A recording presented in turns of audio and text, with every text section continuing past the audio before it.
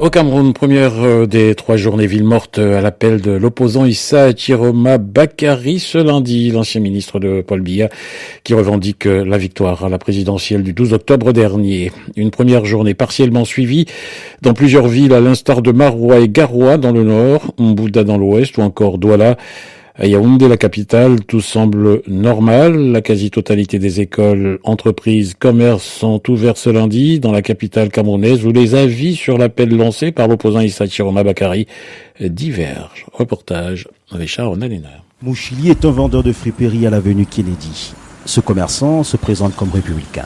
Il a choisi de sortir, pratiquer son activité, car pour lui, il faut respecter le verdict du Conseil constitutionnel. Et en démocratie républicaine, on ne revendique pas en faisant les vides mortes. On ne revendique pas en détruisant, on ne revendique pas en mettant les gens mal à l'aise. On revendique sous forme démocratique. D'autres Yaoundéens, comme Noah, sont sortis parce qu'ils n'ont pas le choix. Le quotidien de la petite famille du jeune coiffeur dépend de sa recette journalière. Sortir travailler parce qu'il n'y a pas besoin de rester à la maison. Est-ce que c'est parce que aussi toi tu as besoin de travailler tous les jours pour avoir de quoi vivre? Oui, bien sûr, je dois sortir chaque matin pour nourrir la famille. Plusieurs commerces de la ville commencent à ressentir les effets du blocus observé dans plusieurs villes du Cameroun, notamment Douala. La capitale économique approvisionne Yaoundé en denrées de tout genre.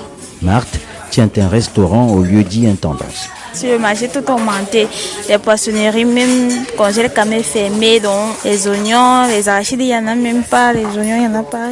C'est difficile. Le mouvement des villes mortes a été observé dans plusieurs villes du pays ce lundi. Il devrait se poursuivre jusqu'au mercredi 5 novembre. Richard Onanena, Yaoundé, RFI. Premier bilan ce soir des 3 journées ville morte appelées par Issa Chiroma Bakary, le candidat déclaré officiellement deuxième de l'élection présidentielle du 12 octobre. Polycarpe Essomba, vous avez couvert cette journée ville morte à Douala, la capitale économique.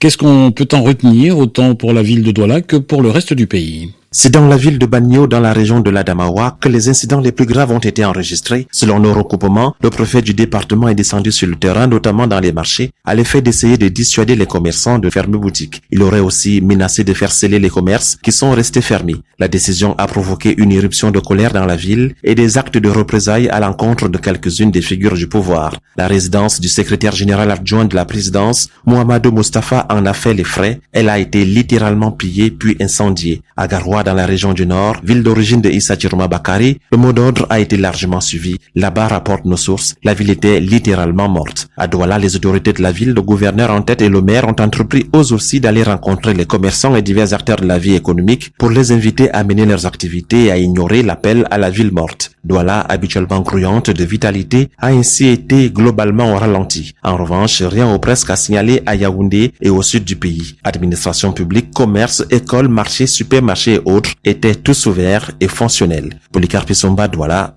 RFI.